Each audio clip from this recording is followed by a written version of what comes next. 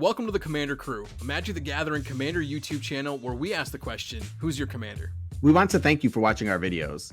You can help support us by liking this video, subscribing to our channel, and hitting the bell notification icon. You can also go to thecommandercrew.com to check out our t-shirts, masks, pet hoodies, and other Commander Crew goodies. If you want to buy any of the cards seen in this video, be sure to click our TCG Player affiliate link in the show notes below. Lastly, you can help us out by heading to our official Patreon page and becoming a direct supporter of the channel. Now let's get to the video.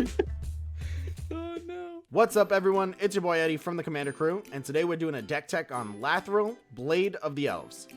So Lathril costs 2 generic mana, a black and a green, for a legendary Elf Noble 2/3 with Menace that says whenever Lathril, Blade of the Elves, deals combat damage to a player, create that many 1/1 green Elf Warrior creature tokens. He also has a tap ability that can tap down 10 elves that you control, and each opponent loses 10 life and you gain 10 life. So let's be honest, this card is terrific, but we're not putting too much emphasis on the attack ability.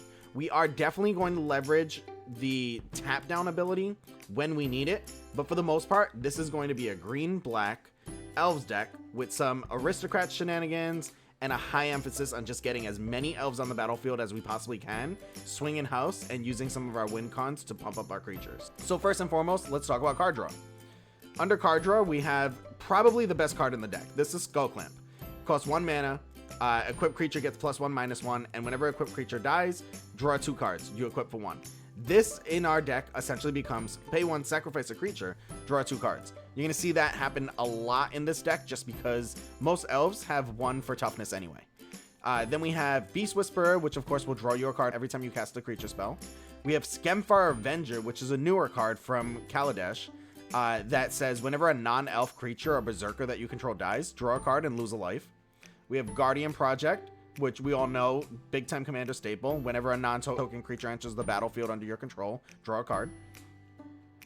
Phyrexian Arena, another big time staple. Sylvan Library, another staple. Zendikar Resurgent, another staple, right? We're running a ton of card draw staples in this deck. Great Henge, of course.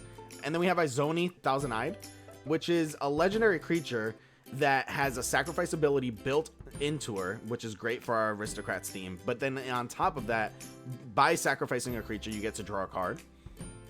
We have Miara, which anytime when any of our elves die, we can pay 1 and a life and draw a card. We have a new card called Pact of the Serpent.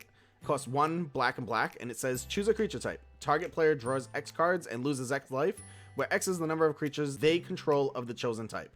So this card definitely plays 2 parts. 1, it can draw you a lot of cards, because of course you can be running a lot of elves in this deck. And then 2, if your opponent is playing a heavy tribal based deck, and they have a lot of creatures on the battlefield, you can cause them to either draw out or lose a lot of life, which is really cool for only 3 mana. We also have Reprocess, which is one of my all-time favorite cards in aristocrat style strategies. It's 2 black for sorcery that says sacrifice any number of artifacts, creatures, and or lands. Draw a card for each permanent sacrifice this way. We can sacrifice literally everything on our battlefield, draw as many cards as we need to. Next up, we have Ramp. So for Ramp, because this is an elf style deck, you're going to see a ton of Ramp cards by way of creatures. So before we get into those creatures, of course, we have our staple, Soul Ring, which is pretty much in every commander deck at this point. We also have Arbor Elf. We have Bloom Tender, which is pretty decent in this deck because you pay 2, you get to tap it and potentially add 2, both a green and a black, so 2 mana of those colors. We have Deathrite Shaman, Elves of the Deep Shadow, Elfish Mystic, Fairhaven Elves to put some lands into play, Finehorn Elves, Gear Sage. It's an evolve card, and basically for every 1/1 counter that you get onto this card, you get to tap it and add a mana for. So if you can make its power really big, you can definitely tap this for a lot of mana. We have Heritage Druid, which allows you to tap some elves that have just entered the battlefield on that turn, including Heritage Druid, which is really cool. You can add a lot of mana for that. Incubation Druid, Llanowar Elves, Priest of Titania, which is going to give us a green for every elf on the battlefield. Springbloom Druid, which is going to get us a land. Wood Elves, that's going to get us a land. We also have Growing Rites of Itlamok, which is basically a Gaia's Cradle in this deck. You're going to flip it very, very quickly. Because our elves are so inexpensive and because they generate so much mana, we can put a lot out onto the battlefield at once and get this to turn pretty much the turn that it comes in. We have Boreal Druid, of course. And then we have some cards that are going to help us to find lands to put on the battlefield. Farseek, Nature's Lore, Rampant Growth, and 3 Visits. And then on to the next, we're going to be looking at removal. Under removal, we have Elvish Lyris. Now, we want a lot of elves that can handle some of our removal. So Elfish Lyris and Elfish Scrapper each remove either an enchantment or an artifact, respectively. Then we have Reclamation Sage that can destroy either one. We have Thornmantle Striker, which is really cool because it can give creature cards that an opponent controls -X/-X, which helps us to get around indestructible. The X cost is equal to the amount of elves that you control. You can also use it, I didn't mention this, you can also use it to remove counters from a permanent, which is great for dealing with planeswalkers. Then we have Viridian Zealot, which is an elf warrior that we can pay 2 to sacrifice and get rid of an artifact or an enchantment. And then, of course, we have our instant speed spells, Abrupt Decay, Assassin's Trophy, Beast Within, Deadly Rollick, and Nature's Claim. Pretty much all Gulgari staples at this point. Next up, we have our tutors. We have Elfish Harbinger, which basically gets to search up an elf as soon as it enters the battlefield, and it works as a mana dork, which is really cool. We have Fauna Shaman, which will let us discard a creature card to search our library for any creature card. This is really, really great to help us find the pieces that we need in the moment that we need them, whether it's removal or just our win con. We have Fierce Empath, which is another staple that's going to help us to find a really big creature. I'm sure you guys can guess what's going to be in this deck. It'll help us to find a really big creature that helps to boost up the rest of our team, one of our win cons, of course. Survival of the Fittest does the exact same thing as Fauna Shaman. This card, I will say, is a very expensive card, so if you can't fit this into the budget, by all means, definitely switch it out for something else. That goes for any other card that I've spoken about thus far or that I'm going to speak about going forward. And then we have Vampiric Tutor and Demonic Tutor, of course. Next up are Lords. So we're not running too many Lords because honestly, there's not a very heavy need for them. The idea is to flood our battlefield with elves. So what I tried to do is pick out elf lords that are going to not only bulk up our art elves, but also have some pretty good abilities attached to them. So for example, Canopy Tactician not only buffs our elves, but also taps, she herself taps for 3 mana. We have Elvish Archdruid, which will tap for green for each elf that we control. We have Elvish Champion that will not only pump all our elves, but also give them all Forest Walk. Next up are sack outlets. So if we're going to be doing any type of aristocrat style strategies, we definitely need some sack outlets. So we talked about one before in our card drawer with Izoni.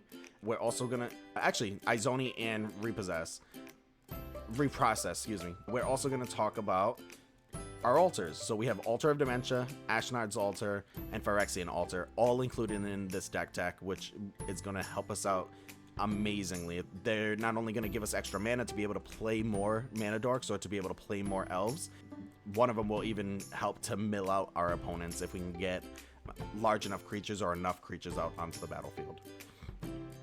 Next up for our recursion, we have Agadem's Awakening, which is great because, of course, it has that backside, which... Oh, that's weird. I guess tapped out doesn't show you the flip side. But the backside, that's a land, and you can pay 3 life so that it enters in untapped. And then we have Balaged Recovery, which is probably the best of the Moto double face cards in my opinion. It's 3 mana that can return any target card from your graveyard to your hand. And the backside is, of course, a land. It's a tap land, but it still works just fine in this deck. Next up, we have Protection. If we're going to have a lot of creatures on the battlefield, we need to make sure that we're able to protect our creatures. We have Allosaurus Shepherd, which can't be countered, and also green spells that we control can't be countered. And at instant speed, you can pay 6 mana and buff all of our creatures, make them all 5/5 dinosaurs, which is really, really amazing. Then we have Golgari Charm, which does double duty here as both with the ability to regenerate creatures and then also as removal with being able to destroy enchantments or just killing off any 1/1s if you're playing against any type of token strategies. This can be extremely helpful, especially at instant speed for only 2 mana. Then we have Heroic Intervention, which permanents we control gain hexproof and indestructible. And then Eladamri, Lord of Leaves. So again, another fairly expensive card, but with this one here, not only does it give all our creatures, all our elves Forest Walk, but it also gives all of our elves Shroud. Then we have board wipes. We have a new card, or newer card rather, with Elvish Dreadlord. And this card basically says it has Death Touch, it's a 3/3, and it has whenever Elvish Dreadlord dies, non-elf creatures get -3/-3 until end of turn. Now this card gets fairly brutal with the -3/-3, but it goes nuts if you pay the 7 and encore it from your graveyard, because you can give all non-elf creatures -9/-9. That's pretty much going to wipe the board. Then we have, of course, Toxic Deluge, which is going to also wipe the board depending on the amount of life that you put into it. Next up, we have big damage dealers. So we have Poison Tip Archer, which is a 2/3 with Reach and Death Touch, and whenever another creature dies, each opponent loses 1 life. So that's going to be helpful when we're sacking off some of our creatures to generate value. Then we have Shaman of the Pack, which with a large amount of elves on the battlefield, which we will have, we can have this enter into the battlefield and deal a ton of damage to our opponents. Then we have Skemfar Shadow Sage. This is in here to do the exact same thing, which is each opponent loses X life, where X is the greatest number of creatures that you control that have a creature type in common.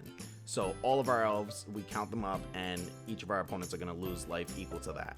We also have a gains life ability on this card, where if we wanted to have it enter the battlefield, if we were really low and we just needed it, and because we were in a bind, we can gain life equal to all the elves that we control. Then, of course, Bastion of Remembrance, which does something similar to Poison Tip Arrow, but you also create a token and gain a life you also create a token when it enters the battlefield and gain a life every time a creature dies, in addition to our opponents losing a life.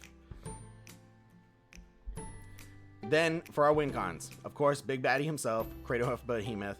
This is an absolute must-have in any elf-style strategy, because you're going to be able to pump up all your 1/1s and 2/1s and just swing house against the table, and this is how you're going to win. Now, as a backup to this, we also have Azuri, who's an elf himself, and he gives all elves +3/+3, and they gain trample until end of turn. And then lastly, we have Triumph of the Hordes, which is going to give all of our creatures +1/+1, and they gain trample and infect. So with that, of course, all we need to do is 10 damage, and we'll be able to take out an opponent. Lastly, we do have our lands here. Lands packages are pretty simple, especially in a 2-color deck. So we have our forests and swamps, of course. We have a bayou if you can afford it, or if you already own one. And then, of course, we have our fetch lands. We have Command Tower, Exotic Orchard, more fetch lands, Overgrown Tomb, more fetch lands, Tainted Wood, Twilight Mire, and Undergrowth Stadiums. And then more fetch lands, just to find those lands and make sure we get as many of them onto the battlefield as possible. And that's all we have for this deck tech. Don't forget to like, subscribe, and hit that notification bell. We've also re-ramped some of our merch at thecommandercrew.com, so don't forget to check that out. Until next time, take care.